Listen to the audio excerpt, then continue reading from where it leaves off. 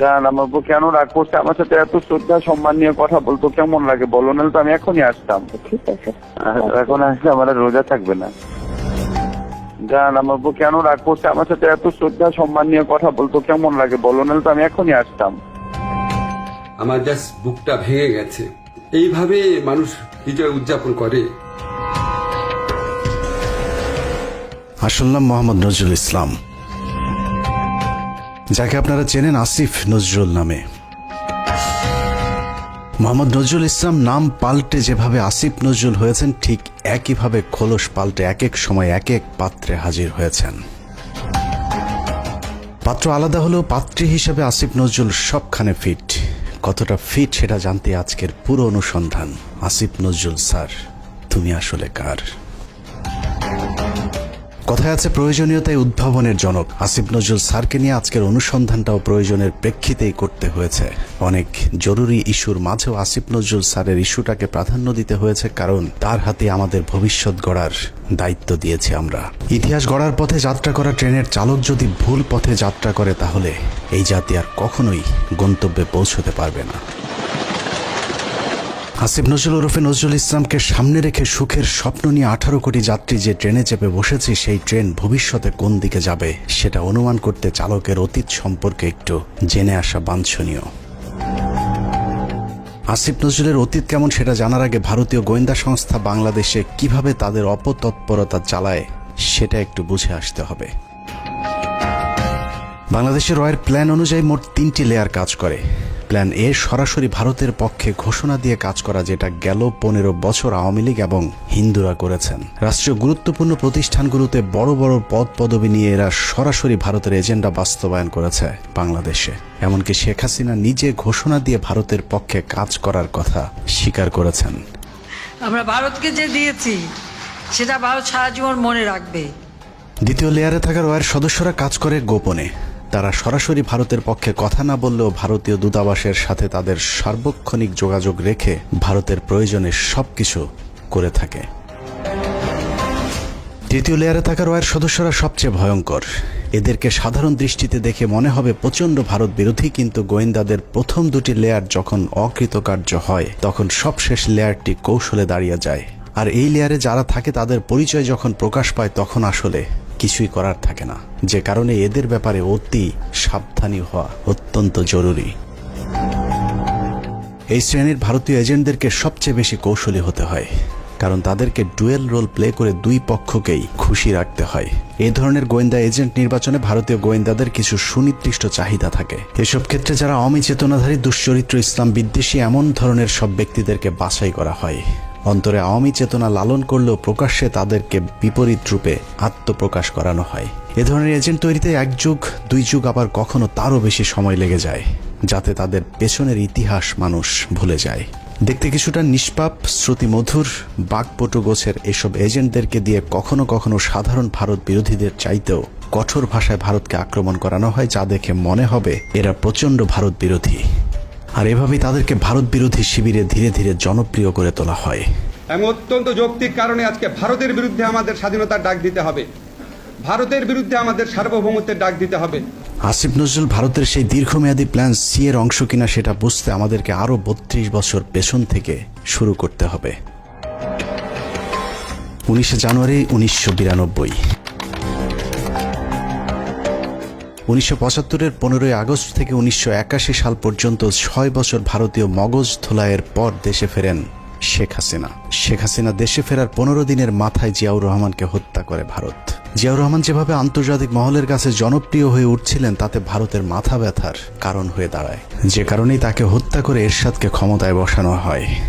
এদিকে প্রধানমন্ত্রী হিসেবে শেখ হাসিনাকে প্রস্তুতির কাজও চলতে থাকে। 1990 সালে এরশাদের পতনের পর ভারতের ইচ্ছে ছিল শেখ হাসিনাকে প্রধানমন্ত্রী বানানোর, কিন্তু 1991 সালে নির্বাচনে সবাইকে অবাক করে দিয়ে বাংলাদেশের মানুষ বেগম খালেদা জিয়াকে প্রধানমন্ত্রী নির্বাচিত করেন। 1991 সালে খালেদা জিয়া প্রধানমন্ত্রী হবার বছর না ঘুরতেই শুরু হয় ভারতের প্রথম চক্রান্ত। 1992 সালের শুরুতেই শুরু হয় দেশকে বিভাজনের মুখে ঠেলে দেওয়ার প্রথম ভারতীয় অভিযান। ভারতীয় চর জাহানারা ইমামকে সামনে রেখে প্রতিষ্ঠা করা হয় 71-এর ঘাতক দালাল নির্মূল কমিটি এঘাদানিক। শুরু হয় বিভাজনের রাজনীতি। শেখ মুজিবের সময়ে কথিত যুদ্ধাপরাধের মীমাংসিত একটি বিষয়কে সামনে এনে পুরো জাতিকে স্বাধীনতার পক্ষ আর বিপক্ষের দুই ভাগে ভাগ করে দেয়া হয়। সার্বভৌম রাষ্ট্রের সংবিধানকে বৃদ্ধাঙ্গুলি দেখিয়ে তৈরি করা হয় কথিত গণ আদালত, এবং সেই আদালতে বিচারিক কার্যক্রম পরিচালনা করা হয় রাষ্ট্রের বিচার ব্যবস্থাকে চ্যালেঞ্জ করার অপরাধে খালেদা জিয়া সরকার জাহানারা ইমাম সহ 24 জনের বিরুদ্ধে একটি রাষ্ট্রদ্রোহ মামলা করেন। নিশ্চয়ই ভাবছেন অনুসন্ধানের কোথা থেকে কোথায় যাচ্ছি। আসলে এত কিছু বলার কারণ, যাকে নিয়ে অনুসন্ধানের শুরু করেছে সেই আসিফ নজরুলের আসল পরিচয় খুঁজে বের করতেই এত কিছু বলা হচ্ছে। 1992 সালে খালেদা জিয়ার সরকার প্রথম ভারতের যে ষড়যন্ত্র রুখে দিয়েছিলেন, সেই ষড়যন্ত্রের উদ্যোক্তাদের মধ্যে অন্যতম ছিলেন জাহানারা ইমাম, শাহরিয়ার কবির, মুনতাসির মামুন এবং ভারতীয় গুপ্তচর আসিফ নজরুল। জাহানারা ইমামকে প্রধান আসামি করে খালেদা জিয়ার সরকার যে রাষ্ট্রদ্রোহ মামলাটি করেছিল, সেই মামলার অন্যতম একজন আসামি ছিলেন আমাদের আজকের আসিফ নজরুল ওরফে মোহাম্মদ নজরুল ইসলাম। এই যে আসিফ নজরুল এখন নাম করা কলাম লেখক, তাকে নিয়োগ করা হলো। আপনারা জেনে খুশি হবেন, আসিফ নজরুলের আদর্শিক গুরুর নাম জনাব শাহরিয়ার কবির। শাহরিয়ার কবির যখন সাপ্তাহিক বিচিত্রার সম্পাদক, আসিফ নজরুল ছিলেন তার প্রধান সেনাপতি। ভারতের এজেন্ডা বাস্তবায়নে ভারতের প্রধান সেনাপতির ভূমিকায় ছিলেন শাহরিয়ার কবির। শাহরিয়ার আসিফদের যৌথ প্রযোজনায় ভারতীয় মিশন বাস্তবায়নের কাজ যখন তুঙ্গে, তখন ভারতীয় ষড়যন্ত্রের 20 দাঁত ভেঙে দিতে উল্কার মতো ছুটে আসে এক উজ্জ্বল নক্ষত্র। আমরা ভারতকে দেখিয়ে দেব ইনশাআল্লাহ, এই পৃথিবীতে বাংলাদেশের সবচাইতে বড় দুশ্মন ভারত। সবচাইতে বড় দুশ্মন কে? হ্যামিলিয়নের বাঁশিওয়ালার মতো মাওলানা দেলোয়ার হোসেন সাইদি যখন অ আ ক খ করে সারা দেশের মানুষকে ভারতীয় ষড়যন্ত্রের ব্যাপারে ঐক্যবদ্ধ করছিলেন, তখনই পদে আগুন জ্বলে যায় আসিফ নজরুল আর তার আধ্যাত্মিক গুরু শাহরিয়ার কবিরের। আমি আল্লাহর নামে কসম করে বলছি, আল্লাহ তোমার জাতের কসম, তোমার ইজ্জতের কসম, তোমার সম্মানের কসম, 1971 সনের এক ফোঁটা পানি বা কাদা আমার গায়ে লাগে নাই, লাগে নাই, লাগে নাই। ভারতের বিরুদ্ধে গর্জে ওঠা সাইদি 80-র দশক থেকে এদেশের মানুষকে ভারতীয় ষড়যন্ত্রের বিষয়ে সচেতন করতে থাকেন। গল্প, কেচ্ছা কাহিনীর পরিবর্তে কোরআনে বিদ্যমান রাজনৈতিক এবং অর্থনৈতিক তফসিরের মধ্য দিয়ে নতুন ধারার কোরআনের মাহফিলের যাত্রা শুরু করেন আল্লামা দেলোয়ার হোসেন সাইদি। বিড়ালের মতো 500 বছর বেঁচে থাকার কোনো লাভ নাই, সিংহের মতো 1 ঘন্টা বাঁচতে চাই। দলমত নির্বিশেষে সকলের কাছে সাইদি যখন সমানভাবে সমাদৃত হয়ে উঠতে থাকেন, তখন 1989 সালে আসিফ নজরুল প্রথম ব্যক্তি যিনি তার পত্রিকার পৃষ্ঠা জুড়ে এক মিথ্যা সংবাদ ছাপান, যার শিরোনাম দেয়া হয় সাইদি সমাচার, এক ধর্ম ব্যবসায়ীর উত্থান। বিশাল সেই সংবাদের কয়েকটি লাইন পড়লে আসিফ নজরুল কত বড় মাপের একজন মিথ্যুক, প্রতারক এবং হলুদ সাংবাদিক ছিলেন সেটার কিঞ্চিত প্রমাণ পেয়ে যাবেন। লেখার শুরুতেই সাংবাদিক আসিফ নজরুল লেখেন, মাওলানা দেলোয়ার হোসেন সাইদি বিরোধী সাম্প্রতিক গণবিক্ষোভের মধ্য দিয়ে দেশে মৌদুদিবাদ এবং ধর্ম ব্যবসার রাজনীতির অগ্রহণযোগ্যতা আবারও প্রমাণিত হয়েছে। সিলেট, ঢাকা, চট্টগ্রাম সহ দেশের বিভিন্ন স্থানে জামাতের মঞ্চনায়ক সাইদির বিরুদ্ধে স্বতঃস্ফূর্তভাবে জনমত গড়ে উঠেছে। পিরোজপুরের এই মাওলানার জীবনে বিতর্কের সূচনা আগে থেকেই। শর্ষিনা মাদ্রাসায় 5ম ক্লাসের ছাত্র থাকাকালীন অবস্থায় জামাত রাজনীতি সংশ্লিষ্ট থাকার সন্দেহে তাকে মাদ্রাসা থেকে বের করে দেওয়া হয়। তারপর তিনি লেখেন, শর্ষিনা মাদ্রাসার পর তিনি খুলনা আলিয়া মাদ্রাসায় ভর্তি হন। সে মাদ্রাসা থেকে তিনি কামেল পাশ আদৌ করেছেন কিনা এ নিয়ে দেশের আলেম সমাজের প্রচুর সন্দেহ রয়েছে। দেশের শতাধিক আলেম এ বিষয়ে সত্যতা প্রমাণের জন্য সাইদের প্রতি একাধিকবার চ্যালেঞ্জ ছুড়ে দিলেও দেলোয়ার হোসেন সাইদি নাকি কখনোই সেই চ্যালেঞ্জ গ্রহণ করেননি। সাইদির ইসলাম শিক্ষার পরিপূর্ণতা নিয়ে প্রশ্ন থাকলেও তার কণ্ঠ চটলতা এবং শ্রোতা আকর্ষণ ক্ষমতা বরাবরই দ্বিধাহীনভাবে স্বীকৃত।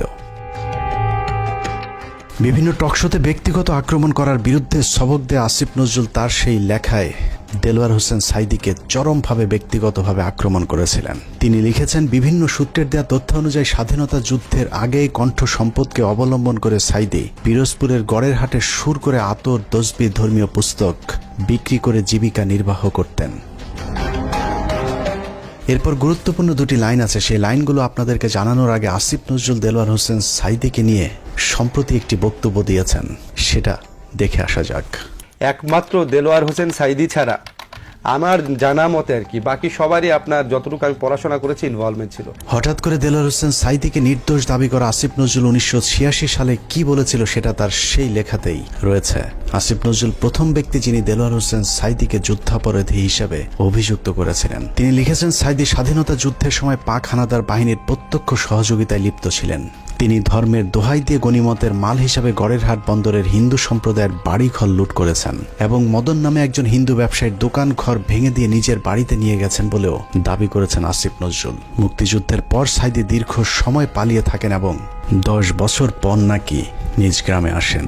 পুরো লেখার শুরু থেকে শেষ পর্যন্ত পুরোটাই সাঈদী সম্পর্কে যা কিছু বলা হয়েছে সব ডাহা মিথ্যা। আর এই হচ্ছে আসিফ নজরুলের সাংবাদিকতার নমুনা।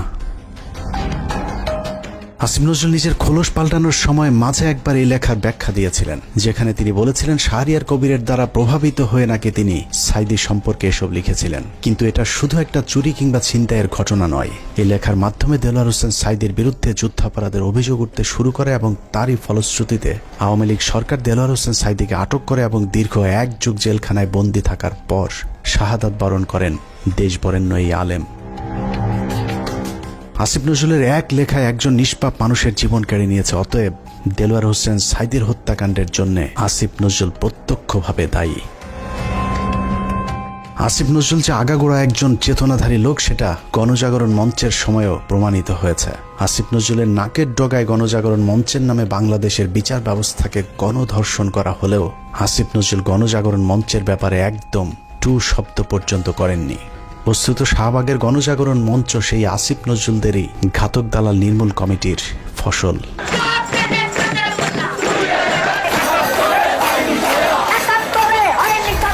আসিফ নজরুলের কাঁধে দেয়া ভারতীয় ষড়যন্ত্রের প্রথম অ্যাসাইনমেন্ট শেষ হয়েছে। আসিফ নজরুল নিজেকে পাল্টে এখন ভারত বিরোধী আর আওয়ামী বিরোধী প্রমাণের চেষ্টা করে যাচ্ছেন। মাঝে হজ করে এসেছেন, রোজাও রাখেন, রোজার মাঝে পরকিয়া করতে গিয়ে কাপড়ও নষ্ট করেন। এখন তুমি বাসায় একা একা বসে আছো, কেউ যত্ন নিচ্ছে? স্বপ্ন কিছু না, আমি খালি শুয়ে ঘুমাচ্ছি আর শুয়ে আছে। চলে আসো না কেন, দেখে যাও আমাকে। হ্যাঁ, আমাকে দেখে যাও। আমিও তো চাই। জ্বর আক্রান্ত অবস্থায় পড়ে আছো এখন। আমি আসলে ইয়ে তো কেউ থাকে না কেন তোমার পাশে এখন? আসো, এসে দেখে যাও আমাকে। আসতে চাই। তোমাকে স্বপ্ন দেখতেছিলাম। জান, আমার বউ কেন রাগ করছে? আমার সাথে এত শ্রদ্ধা সম্মান নিয়ে কথা বলতো কেমন লাগে বলো, নাহলে তো আমি এখনই আসতাম। চলে আসো, এখন তো আসবে না বাসায়। তোমার গাড়ি নাই? না, জানি না। তুমি আসো না, কেউ আসবে না। এখন বাসার মধ্যে একটু জানলেই লাগছে আসতে। আচ্ছা ঠিক আছে, এখন আসলে আমার রোজা থাকবে না। আরেকজনের বউয়ের জ্বরে সেবার হাত বাড়িয়ে দেওয়া সমাজসেবক আসিফ নজরুল যে এখনো ভারতীয় জ্বর, চলুন তার আরো প্রমাণ দেখা যাক। রমনা বটমূল সারা দেশে সিরিজ বোমা হামলা, নারায়ণগঞ্জ গ্রেনেড হামলা থেকে শুরু করে বাংলাদেশে ভারতীয় গোয়েন্দা সংস্থার যে কটি বড় চক্রান্ত হয়েছে তার মধ্যে একটি 21শে আগস্ট গ্রেনেড হামলা। কতটা সূক্ষ্মভাবে 21শে আগস্টের ঘটনা ঘটিয়েছে তা নিয়ে আমাদের একটি অনুসন্ধান চলছে, যা কিছুদিনের মধ্যেই প্রকাশ করা হবে। সম্প্রতি 21শে আগস্টের মামলা থেকে তারেক রহমান সহ বিএনপির সব আসামিদেরকে অব্যাহতি দেওয়া হয়েছে। তার মানে বিএনপি এই ঘটনার সাথে জড়িত নয়। অথচ এই আসিফ নজরুলের স্বভাব সুলভ জোরালো ভঙ্গিতে বলেছিলেন 21শে আগস্ট গ্রেনেড হামলার জন্য দায়ী বিএনপি এবং ওই ঘটনাটি ধামাচাপা দেওয়ার জন্যও নাকি বিএনপি চেষ্টা করেছিল। বিএনপি কি এই হত্যার ঘটনা 21শে আগস্ট আক্রমণের ঘটনা ধামাচাপা দিতে চেয়েছে? অবশ্যই চেয়েছে। তারা জঘন্য রকম ভাবে ধামাচাপা দিতে চেয়েছে, হাস্যকর ভাবে ধামাচাপা দিতে চেয়েছে। এখন প্রশ্ন হলো আসিফ নজরুলের বক্তব্য কোনটা সঠিক? বিএনপি দোষী নাকি বিএনপি নির্দোষ? যদি এখন বিএনপির চাপে তারেক রহমানকে অব্যাহতি দিয়ে থাকে তাহলে তার পদত্যাগ করা উচিত। আর যদি আগের বক্তব্য মিথ্যা হয় তাহলে সেই মিথ্যা তিনি কার পরামর্শে বলেছিলেন সেই জবাব জনগণের সামনে দিতে হবে। আসলে আসিফ নজরুল আগে যা বলেছিলেন সেটাই তার আসল চরিত্র। এখন তিনি যা করছেন সেটা তার অভিনয়। উপরে উপরে নিজেকে আওয়ামী এবং ভারত বিরোধী প্রমাণের জন্য রক্ত গরম করার কথা বললেও আসিফ নজরুল আসলে একজন ভারতীয় জ্বর এবং তিনি যা কিছু করেন সবকিছু ভারতীয় থিঙ্ক ট্যাঙ্ক, ডেইলি স্টার এবং প্রথম আলোর অফিস থেকেই করানো হয়। অনেকেরই মনে হতে পারে আসিফ নজরুল আগে খারাপ থাকলেও এখন ভালো হয়ে গিয়েছেন, কিন্তু চলুন দেখা যাক আসিফ নজরুল আসলেই ভালো হয়েছেন কিনা। আমার জাস্ট বুকটা ভেঙে গেছে। এইভাবে মানুষ বিজয় উদযাপন করে। আপনার পলিটিক্যাল অপোনেন্টের উপর আপনার রাগ থাকতে পারে, আপনার পুলিশের উপর রাগ থাকতে পারে, এই জন্য এইভাবে নির্বিচার হামলা করা হবে। 5 তারিখ বিজয়ের পর আসিফ নজরুলের প্রথম ভিডিও বার্তা ছিল আওয়ামী লীগের প্রতি সমবেদনা জানিয়ে। আওয়ামী লীগকে বাঁচাতে তার কাকুতি দেখে মনে হয়েছে নিজ দলের নির্যাতিত মানুষের পক্ষে দাঁড়িয়েছেন আসিফ নজরুল। অথচ তার কয়েক ঘন্টা আগেও প্রায় 2000 মানুষকে নির্মমভাবে হত্যা করেছে এই আওয়ামী লীগেরই সন্ত্রাসীরা। একটা ঘটনা যেন আর না ঘটে। আমার প্রতি যদি আপনাদের বিন্দুমাত্র ভালোবাসা থাকে, যাদের ভালোবাসা থাকে, তারা এই কাজ করবেন না।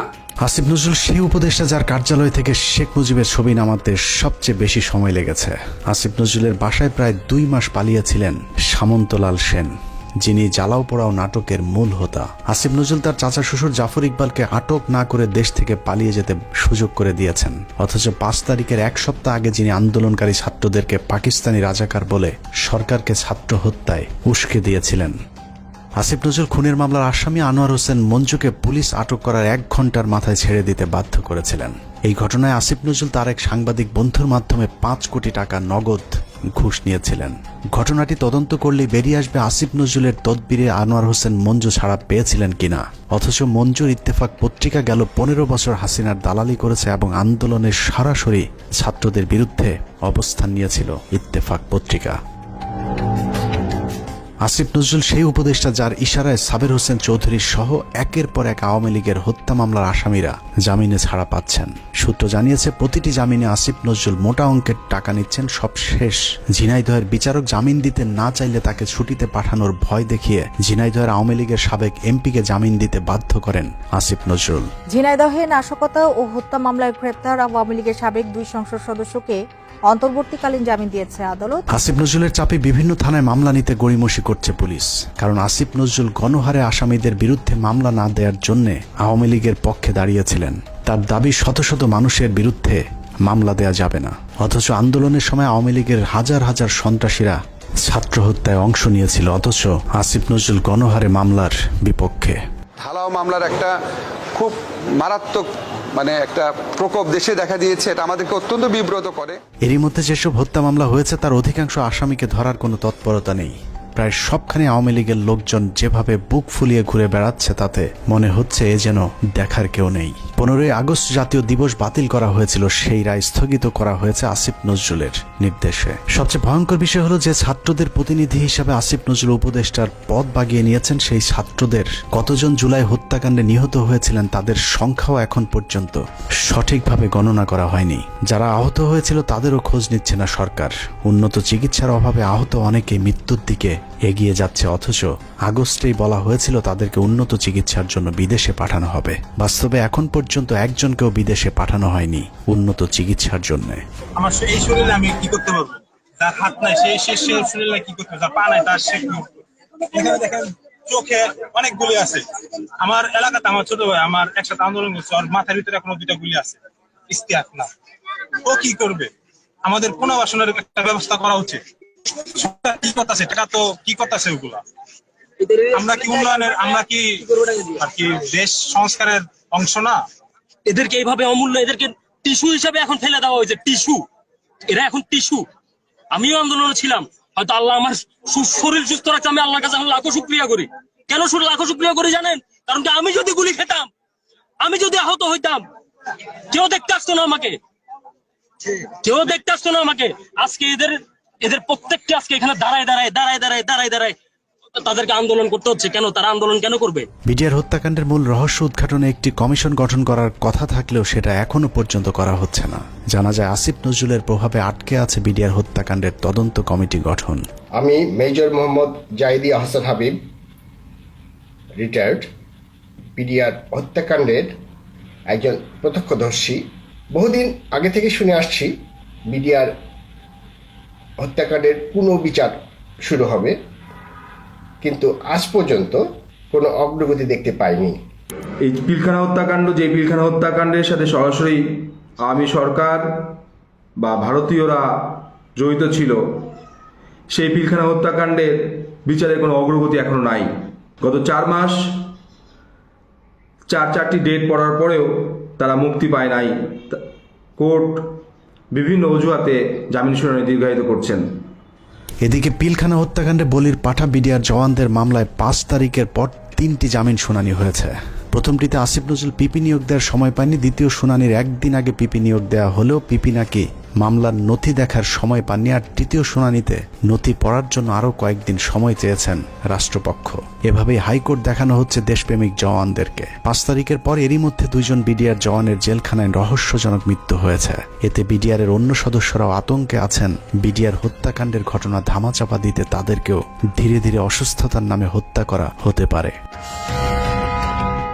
একইভাবে তারেক রহমানের মামলাগুলোতেও নানাভাবে জটিলতা তৈরি করে রাখা হয়েছে। এখনও লুৎফুজ্জামান বাবরকে ছাড়ার কোনো খবর নেই। এক মহান দেশপ্রেমিক সেনা কর্মকর্তা মেজর জেনারেল রেজ্জাকুল হায়দারকে এখনও মামলার দোহাই দিয়ে জেলে আটকে রাখা হয়েছে। দেখে মনে হচ্ছে আসিফ নজরুল আর প্রথম আলোর জন্যই ছাত্ররা স্বাধীনতা এনেছিল। এখনো কয়েক হাজার আলেম জেলখানায় বন্দী, কৃত্রিম জটিলতা সৃষ্টি করে তাদের জামিন শুনানির সুযোগও দেওয়া হচ্ছে না। ডিজিটাল সিকিউরিটি অ্যাক্টের মামলায় হাসিনা সরকারের আমলে যারা জেলে গিয়েছিলেন তাদের অধিকাংশ এখনো পর্যন্ত জেলখানায় বন্দী আছেন। ভাবুন তো, তাদের জন্য কি স্বাধীনতা আসেনি? এখন প্রশ্ন হলো, বিদ্রোহী সরকারের বিদ্রোহী কাজী নজরুল ইসলামের ভূমিকায় অবতীর্ণ হওয়া আসিফ নজরুল তাহলে করছেটা কি? চলুন দেখা যাক আসিফ নজরুল কি করছে। 17 মে 2021। রাষ্ট্রীয় গুরুত্বপূর্ণ নথি অনুমতি ছাড়া ছবি তোলা ও সংগ্রহের অভিযোগে প্রথম আলোর জ্যেষ্ঠ প্রতিবেদক রোজিনা ইসলামকে শাহবাগ থানায় সোপর্দ করেছে স্বাস্থ্যসেবা বিভাগ। সাংবাদিক রোজিনা ইসলামকে কারাগারে পাঠিয়েছে ঢাকার সিএমএম আদালত। বাংলাদেশের ইতিহাসে প্রথমবারের মতো জাতীয় সংবাদপত্রের একজন সাংবাদিক চুরির দায়ে আটক হয়েছিল। চোরের নাম প্রথম আলোর সাংবাদিক রোজিনা ইসলাম। স্বাস্থ্য খাতের লুটপাট আর দুর্নীতির সাথে জড়িত রোজিনাকে মনে করা হয় স্বাস্থ্য খাতের মাফিয়া। রোজিনার ভাগ ছাড়া স্বাস্থ্য মন্ত্রণালয়ে কোনো প্রকল্প বাস্তবায়ন করা একদম অসম্ভব। মন্ত্রণালয়ে রোজিনার চেয়ে তার ভাই আর স্বামীর ক্ষমতা নাকি আরও অনেক বেশি। স্বাস্থ্য মন্ত্রণালয়ে কেউ তার কথার বাইরে গেলেই তার বিরুদ্ধে নিউজ করার হুমকি দিয়ে ঠান্ডা করে রাখা হয়। তাকে দিয়ে স্বাস্থ্য মন্ত্রণালয়ের সব স্বার্থ উদ্ধার করে থাকে প্রথম আলোর মতিউর রহমান। কিন্তু কথায় আছে, চোরের 10 দিন গৃহস্থের একদিন। বারবার ধান খেয়ে যাওয়া ঘুঘু রোজিনাকে বধ করা হয় 17 মে 2021 সালে। সচিব সাহেবের পাশে যে রুম আছে সেই রুমে তো ফাইল টাইল রাখা আছে। ওই রুমে ঢুকে ওই ফাইলের ছবিগুলো তুলতেছিল এবং কিছু ফাইল উনি নিজে নিয়েছিল। মন্ত্রণালয়ের একটি সূত্র জানিয়েছে, পুলিশ রোজিনাকে কাজের লোক মনে করে আটক করেছিল।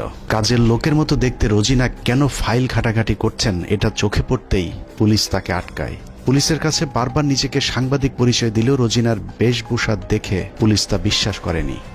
রোজিনা যতক্ষণে নিজেকে সাংবাদিক প্রমাণ করেছে ততক্ষণে মন্ত্রণালয়ের ঊর্ধ্বতন কর্মকর্তারা হাজির। তারা এসে দেখলো একজন ব্যক্তি ওখানে ফাইলের ছবি তুলতেছে এবং ফাইল কিছু নামিয়ে ব্যাগে ঢুকাইছে, শরীরেও ঢুকাইছে। রোজিনার পাজামার নিচ থেকে বের করা ফাইল দেখে সচিব উপসচিবদের মাথা ঘুরতে থাকে, কারণ এই ফাইল এমন এক চুক্তির যে চুক্তি বাংলাদেশ সরকার আমেরিকা এবং ভারতকে না জানিয়ে চীনের সাথে করেছিল। ভারতকে টাকা দিয়ে ফাইজারের টিকা না পেয়ে চীনের সিনোফার্মের টিকা কেনার চুক্তি করে বাংলাদেশ। সেই খবরেই ক্ষিপ্ত হয় ভারতীয় চর প্রথম আলো কর্তৃপক্ষ। চুক্তির বিষয়টি ভারতকে জানানোর জন্যই রোজিনাকে চুরি করে ফাইলের ছবি আনতে পাঠিয়েছিল মতিউর রহমান। কিন্তু পুলিশ দেখে চুক্তির সেই কাগজ রোজিনা তার ভেতরে ঢুকিয়ে ফেলেছিল। এই ফাইলগুলো ছিল টিকা সংক্রান্ত। আমরা যে রাশিয়ার সাথে টিকা চুক্তি করছি, চায়নার সাথে টিকার চুক্তি করছি। গ্যারান্টি দিয়ে বলে রাখলাম, প্রথম আলো রোজিনা সচিবালয় থেকে ফাইল চুরি করেছিল এবং এখানে এক ফোঁটাও মিথ্যে নেই। অথচ উপদেষ্টা হিসেবে আসিফ নজরুল প্রথম কার্যদিবসে রোজিনার মামলাটি খারিজ করে দেওয়ার আশ্বাস দেন। পরদিন মামলাটি খারিজ হয়ে যায়। প্রায় 3 বছর পর অফিসিয়াল সিক্রেটস অ্যাক্টে করা মামলা থেকে অব্যাহতি পেয়েছেন প্রথম আলোর বিশেষ প্রতিনিধি রোজিনা ইসলাম। 2019 সালের 1 নভেম্বর ঢাকার রেসিডেন্সিয়াল মডেল স্কুল অ্যান্ড কলেজে প্রথম আলোর কিশোর ম্যাগাজিন কিশোর আলোর বর্ষপূর্তি অনুষ্ঠানে বিদ্যুৎপৃষ্ট হয়ে 9ম শ্রেণীর শিক্ষার্থী নাইমুল আবরার নিহত হন। ওই ঘটনায় আবরারের বাবা একটি হত্যা মামলা দায়ের করেন, যে মামলায় প্রথম আলোর সম্পাদক মতিউর রহমান সহ 10 জনের বিরুদ্ধে গ্রেপ্তারি পরোয়ানা জারি হয়েছিল। আবরারের বাবাকে ভয়ভীতি দেখিয়ে ক্ষমতার জোরে মামলাটি আগেই স্থগিত করে রেখেছিল প্রথম আলো। যাবতীয় মুভমেন্ট তাদের দ্বারা নিয়ন্ত্রিত ছিল। আমি যেটা মনে করি যে এর দায়ভার কিশোর আলোকে অবশ্যই নিতে হবে। সুপ্রিম কোর্টের একটি সূত্র জানিয়েছে, আসিফ নজরুলের নির্দেশে পুরো মামলাটি খারিজ করে দেওয়ার প্রক্রিয়াও প্রায় চূড়ান্ত করেছেন। আসিফ নজরুল আর মাস দুয়েক আইন উপদেষ্টা হিসেবে থাকলে প্রথম আলোর নামে আর কোনো মামলা আদালতে অবশিষ্ট থাকবে না। এখন প্রশ্ন হলো, আসিফ নজরুল কি শুধুই প্রথম আলোর সাংবাদিকদের বাঁচানোর জন্য উপদেষ্টা হয়েছেন? উনি কি জানেন এদেশে কত সাংবাদিক আওয়ামী লীগের বিরুদ্ধে কথা বলার কারণে দেশ ছেড়েছেন? এই প্রতিবেদন লেখা পর্যন্ত আইন মন্ত্রণালয়ের একজন পিয়নও আমাদের কাউকে ফোন করার সময় পায়নি। উল্টো প্রথম আলোর বিরুদ্ধে আমরা কোনো কথা বললেই মতির পক্ষে হামলে পড়েছেন আসিফ নজরুল সহ তার কিছু উচ্ছিষ্টভোগী। আমি স্পষ্ট বলতে চাই যে প্রথম আলো পত্রিকা তাদের সামনে, ওখানে ডিবি মুনির ছিলেন এবং তার বস ছিলেন এই পুলিশের সাবেক আইজিপি, তিনি তখন ছিলেন ঢাকা মেট্রোপলিটনে, তিনি পুলিশ কমিশনার ছিলেন। তো ওনারা আমাকে একটু মনে করছিলেন হুজুর টাইপের মানুষ, হাবাগুবা টাইপের হতে ভাবছিলেন, হাত করার পরই আমাকে একটু দূরে দাঁড় করেছিলেন। ওখান থেকে আমি পরিষ্কার দেখতে পাচ্ছিলাম যে প্রথম আলো পত্রিকার আমাদের সামনে লেখা, এবং শিরোনামটা আমি দেখে ফেললাম, ওখানে লেখা আছে যে আমেরিকান এমবেসি ও ভারতের দূতাবাসে আক্রমণের পরিকল্পনায় চট্টগ্রাম থেকে এই জঙ্গিদেরকে গ্রেপ্তার, একদম হেডলাইন এটা। তো এরপর ধারাবাহিক যে ঘটনা ঘটলো, এই আমাকে রাতের গভীরে জিজ্ঞাসাবাদ করা হতো, বিভিন্ন সময় থেকে নিয়ে জিজ্ঞাসাবাদ করা হতো। আমার সাথে আমার স্কুলের আরো দুজন টিচার ছিলেন, কখনো সম্মিলিত কখনো একা একা আমাদেরকে জিজ্ঞাসাবাদ করা হতো। আমার সাথে যেটা করছে সেটা আমি দেখছি যে ওনারা বিভিন্ন জিজ্ঞাসাবাদের সময় বিভিন্ন মিডিয়ার সাথে তারা ফোনে আলাপ করে। প্রথম আলোর বিরুদ্ধে নিরীহ মানুষকে জঙ্গি সাজানোর অভিযোগ নিয়ে 15 মিনিটসের পক্ষ থেকে একটি অনুসন্ধান করা হয়েছিল। গুরুতর সেই অভিযোগ তুলে ধরার পর আসিফ নজরুল প্রথম ব্যক্তি যিনি প্রথম আলোর পক্ষে ফেসবুকে পোস্ট করেছিলেন। একই অনুসন্ধানে ভারতীয় রয়ের সদস্য কালবেলার সন্তোষ শর্মার বিরুদ্ধেও গুরুতর সব অভিযোগ করেছিল বাংলাদেশের শীর্ষস্থানীয় কয়েকজন আলেম। সেই ঘটনাকে কেন্দ্র করে ভুক্তভোগীরা কালবেলা কার্যালয়ে অভিযোগ দিতে চাইলে আসিফ নজরুল তথ্য মন্ত্রণালয়কে চাপ দিয়ে বিক্ষোভকারীদের বিরুদ্ধে একটি বিজ্ঞপ্তি দেন। তথ্য মন্ত্রণালয় সেই বিজ্ঞপ্তি দেওয়ার পর আসিফ নজরুল সেই বিজ্ঞপ্তি শেয়ার করে আমাদেরকে হুমকি দেন, যদিও সংশ্লিষ্ট মন্ত্রণালয়ের উপদেষ্টা নাহিদ ইসলামও সেই বিজ্ঞপ্তি শেয়ার করার প্রয়োজন মনে করেননি।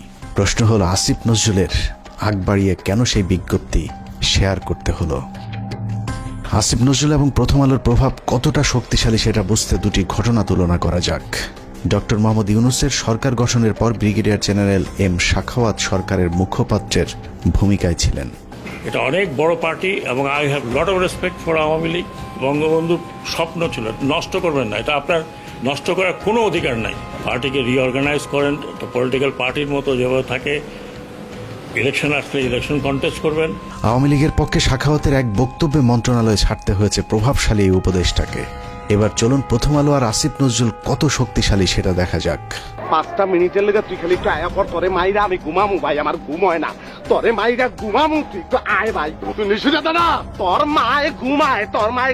নাটক চলচ্চিত্রের মাধ্যমে পরকীয়া সমকামিতা থেকে শুরু করে ইসলাম বিদ্বেষ, সমাজ ধ্বংসের অন্যতম মাস্টার মাইন্ড মোস্তফা সরোয়ার ফারুকী। মোস্তফা সরোয়ার ফারুকী সংস্কৃতি উপদেষ্টা হিসেবে শপথ নেয়ার পর দেশের শতভাগ মানুষ তীব্র প্রতিবাদ জানিয়েছিল।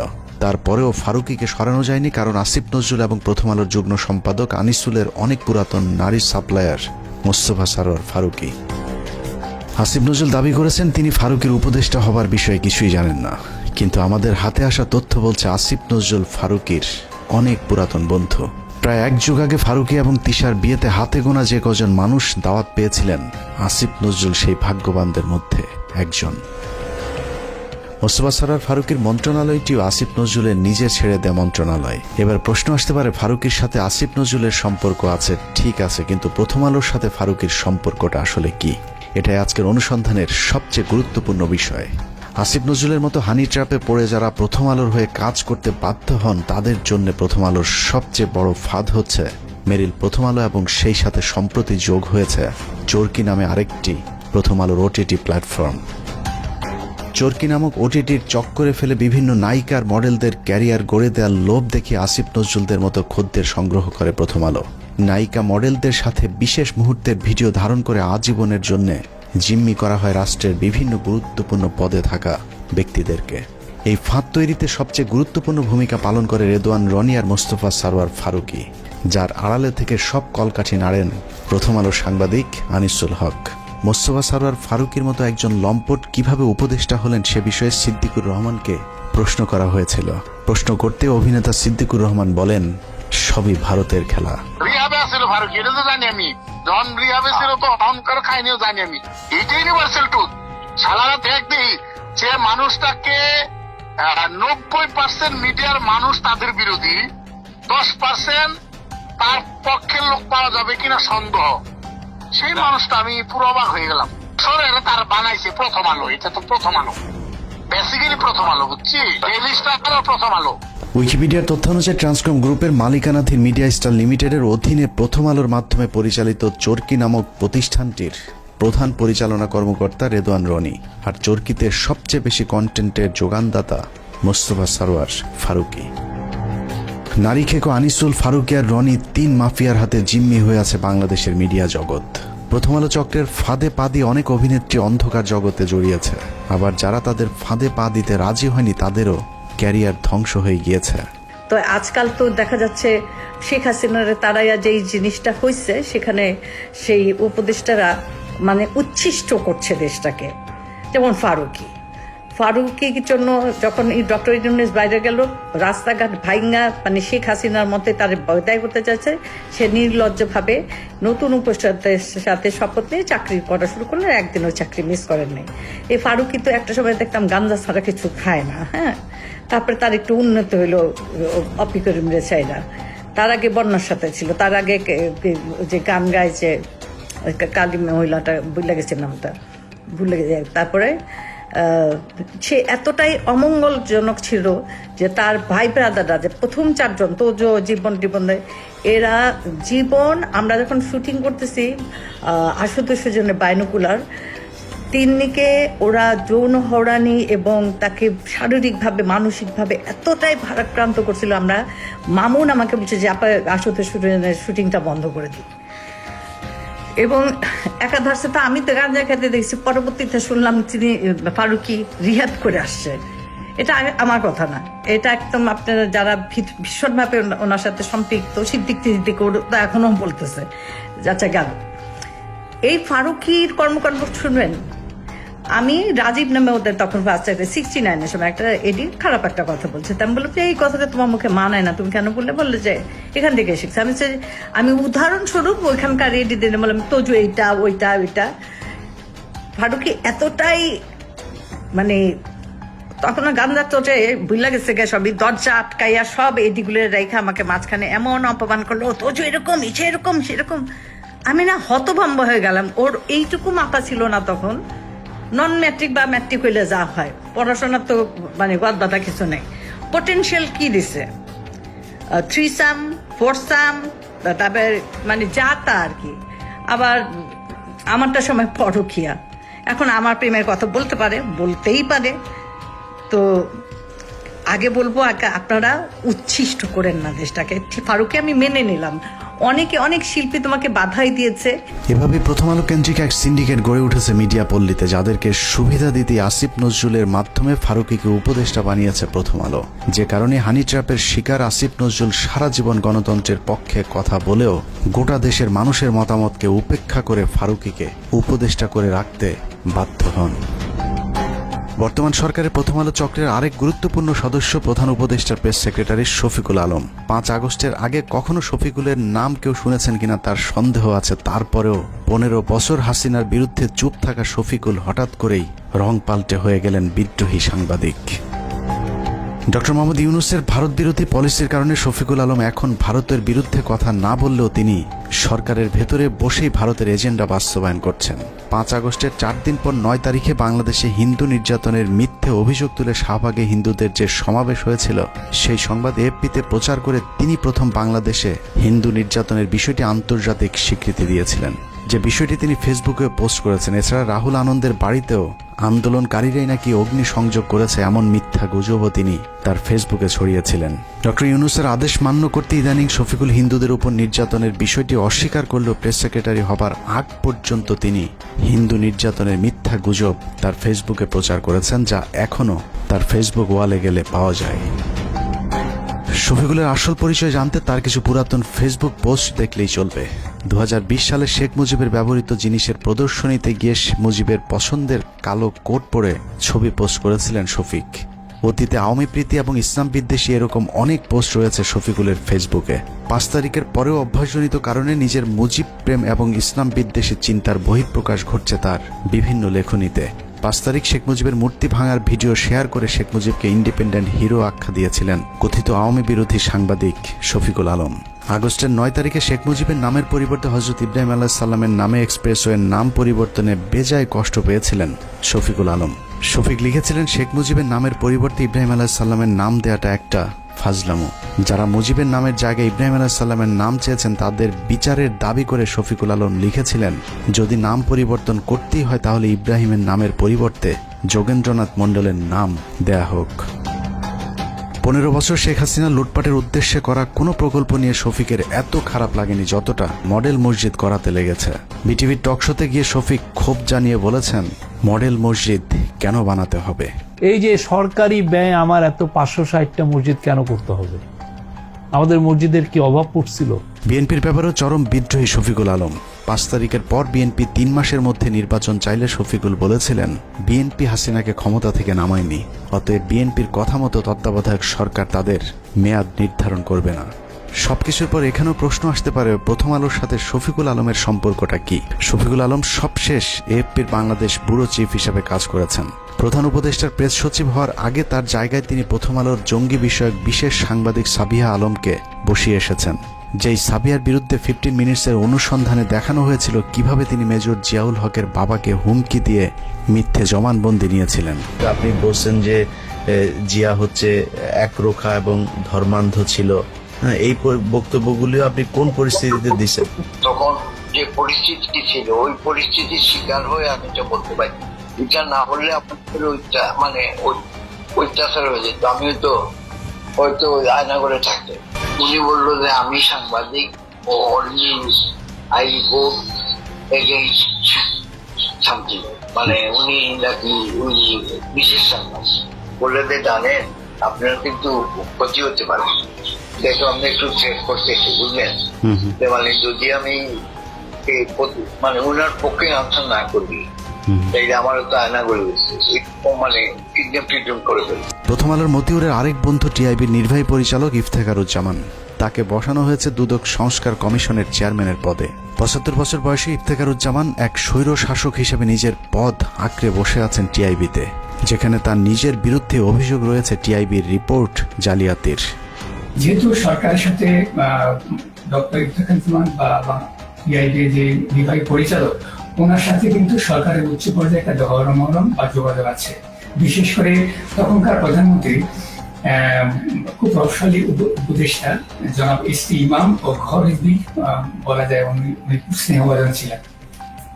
এখন অনেকটা বলা যায় এই সম্পর্কের কারণে আওয়ামী লীগ সরকার বা শেখ হাসিনা সরকার যাতে করে কোনো প্রকার ব্যয়কায়দা না পড়ে এবং টিআইবিও যেন ঝুঁকিতে না পড়ে বা শেখ হাসিনার বিরাট ভাজন না হয়, তখন উনি যে কাজটা করেছেন এই রিপোর্টটাকে তামাদি করে দিয়েছেন, উনি প্রকাশ না করার জন্য সিদ্ধান্ত নিয়েছিলেন। এবং এই রিপোর্টটা যদি প্রকাশ পেত তাহলে বাংলাদেশের মানুষ, বাংলাদেশের জনগণ এবং বাংলাদেশের বিভিন্ন পর্যায়ে যারা আছে বা দাতা সংস্থাগুলোকে জানতে পারত যে বাংলাদেশে উচ্চ পর্যায়ে কিভাবে দুর্নীতিগুলো সংগঠিত হয়, আয়োজিত হয় এবং দুর্নীতির যে সাথে যুক্ত যারা মানে বলা যে প্লেয়ার বা খেলোয়াড় তারা কিভাবে সেখানে খেলে, হ্যাঁ, কার কি রোল থাকে এবং সেটার প্রভাব কি আমাদের দেশবাসী খুব ভালোভাবে জানতে পারত। টিআইবির সাবেক কর্মকর্তা রেজাউল করিমের করা কয়েকটি রিপোর্ট সহ বিগত আওয়ামী সরকারের বিরুদ্ধে করা গুরুত্বপূর্ণ কয়েকটি রিপোর্ট গায়েব করে দিয়েছিলেন ইফতেখারুজ্জামান। ইফতেখারের মাধ্যমে প্রথম আলো আসিফ নজরুল গং তাদের পছন্দের দুর্নীতিবাজ এক কর্মকর্তাকে দুদকের চেয়ারম্যান বানানোর অপতৎপরতা শুরু করেছেন। ইফতেখারুজ্জামানের নেতৃত্বে সংস্কার কমিশনের নামে কালক্ষেপণ করে দুর্নীতিবাজদের সম্পত্তি বিক্রি এবং হস্তান্তরের সুযোগ করে দেওয়া হয়েছে, অথচ অত্যন্ত সৎ এবং নীতিবান হিসেবে পরিচিত সাবেক বিচারক মোতাহার হোসেনের নাম প্রস্তাব করা হলেও আসিফ নজরুল সেটা আটকে রেখেছেন, কারণ মোতাহার হোসেনকে তিনি তারেক রহমানের ঘনিষ্ঠজন মনে করেন। আসিফ নজরুলের সাফ কথা, তারেক রহমানের ঘনিষ্ঠ কেউ দুদকের চেয়ারম্যান হতে পারবে না।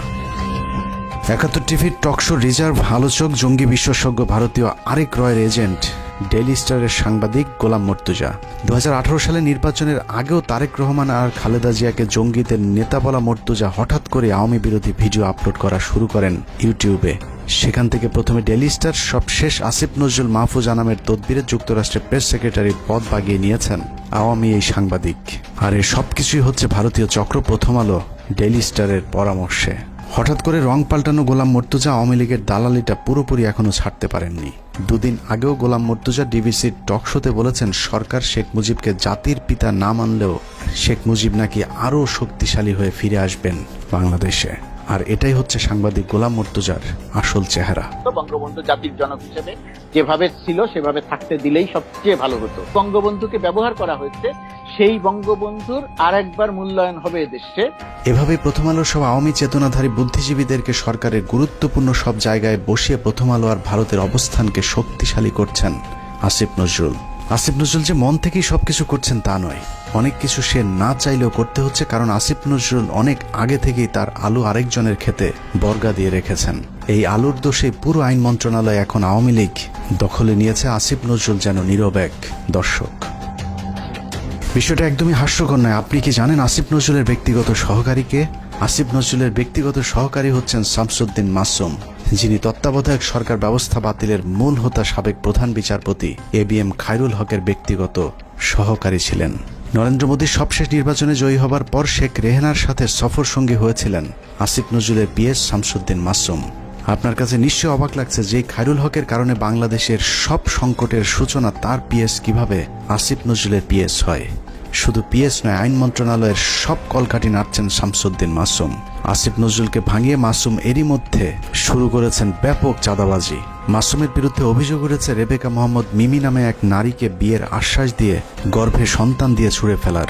স্থানীয় একটি পত্রিকায় মিমি অভিযোগ করেছেন মাসুমকে বিয়ের জন্য চাপ দিলেও তিনি আইন উপদেষ্টা আসিফ স্যারের ভয় দেখাচ্ছেন। মিথ্যে মামলা দিয়ে মিমিকে জেলে ঢুকানোর হুমকিও দিচ্ছেন আসিফ নজরুলের ব্যক্তিগত সহকারী শামসুদ্দিন মাসুম। মাসুম যাই করুক, আসিফ নজরুলের আসলে কিছু করার নেই, কারণ তিনি মাসুমের কাছে জিম্মি। আসিফ নজরুল কেন মাসুমের কাছে জিম্মি সেটা বের করতে পারলেই আজকের পুরো অনুসন্ধানের মূল রহস্য বেরিয়ে আসবে। শামসুদ্দিন মাসুম আসিফ নজরুলের ঘনিষ্ঠ হবার আগে আইন মন্ত্রণালয়ের আরেক কর্মকর্তা উম্মে সরাবন তহুরাকে আসিফ নজরুলের কাছে পাঠিয়েছিলেন, কিন্তু উম্মে তহুরা যে শামসুদ্দিন মাসুমের বেড পার্টনার সেটা আসিফ নজরুল একেবারেই জানতেন না। যতদিনে জেনেছেন ততদিনে আসিফ নজরুলের গোপন ভিডিও তহুরার হাতে। সেই ভিডিওর ভয় দেখিয়ে আসিফ নজরুলের পিএসের চেয়ারে বসানো হয়েছে শামসুদ্দিন মাসুমকে। আইন মন্ত্রণালয়ে আসিফ নজরুলের চেয়ার বড় হলেও ক্ষমতায় মাসুম আর তহুরা সবার চেয়ে উপরে, আর তাদেরকে দিয়ে প্রথম আলো আওয়ামীপন্থী কর্মকর্তাদেরকে গুরুত্বপূর্ণ সব পদে বসিয়ে যাচ্ছেন। এখানে প্রশ্ন আসতে পারে, তহুরা মাসুমের সাথে প্রথম আলোর সম্পর্কটা কি?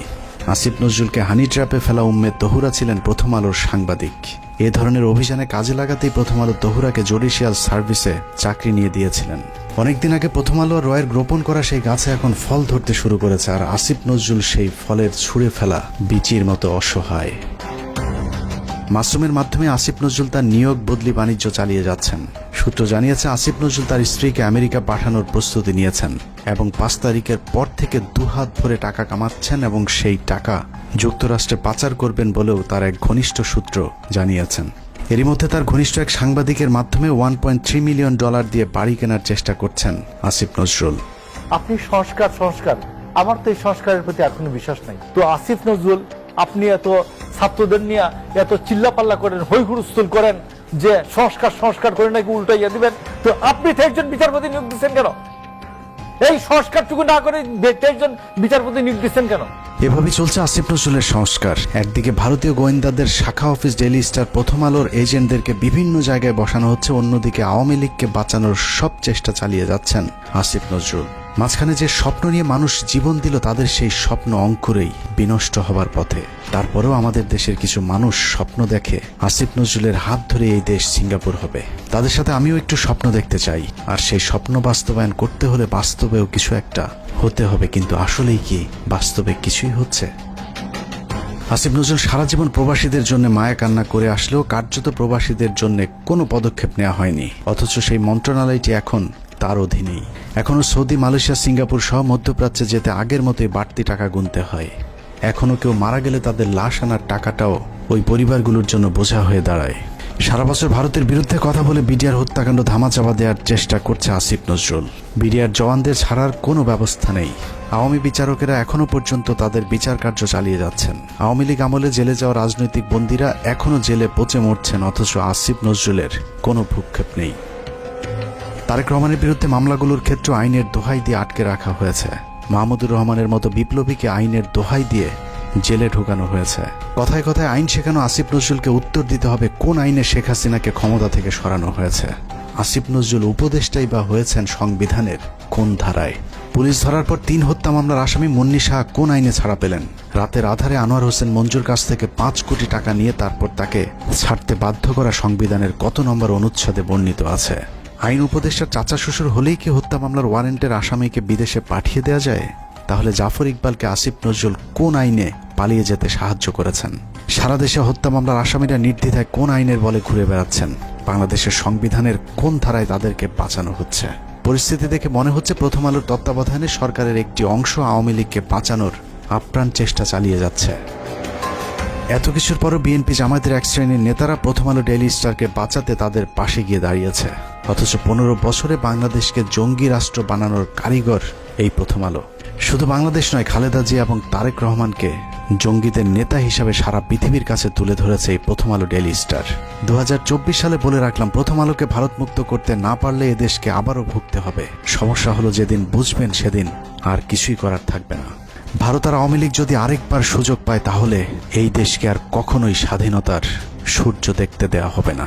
কে কোন দল করে জানি না, শুধু এতটুকুই বলবো, প্রথম আলোর পক্ষে যে কথা বলবে সেই ভারতীয় দালাল। অতএব প্রথম আলো আর স্বাধীনতা একসাথে বাংলাদেশের মানচিত্রে থাকতে পারে না। এটা কোনো পত্রিকা নয়, এটা ভারতীয় গোয়েন্দা সংস্থার বাংলাদেশি একটি শাখা। আমরা কোনো পত্রিকা বন্ধ চাই না, কিন্তু প্রথম আলোর বিরুদ্ধে যে মানুষ হত্যার ভয়াবহ অভিযোগ উঠেছে তার বিচার যতদিন না হবে ততদিন তাদের বিরুদ্ধে আমাদের যুদ্ধ চলবে।